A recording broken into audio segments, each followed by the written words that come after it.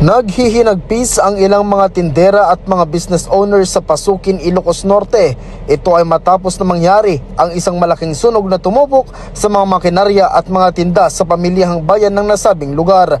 Ayon kay Mrs. Annalyn Valdez, manager ng pagawaan ng mga damit, ay hindi na nila alam kung paano sila magsisimulang muli, lalo na at ito ang pangunahin nilang pangkabuhayan. Sakit direk ng sir ka.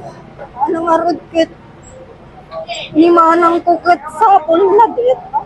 Samantala ay nanulumo naman ang market inspector na si Mr. William Aguda at sabi niya na nalulungkot siya para sa mga tindero at tindera na nasunugan ng mga gamit. Kaya namin detente pa nakasyak ko, kaya na pansimrakin pa sir.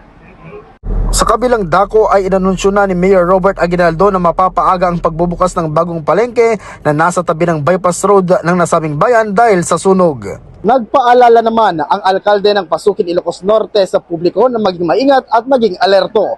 Kasama mo mula dito sa IFM Lawag, Idol Lawrence Martinez, Tatak, RMN. RMN Network News.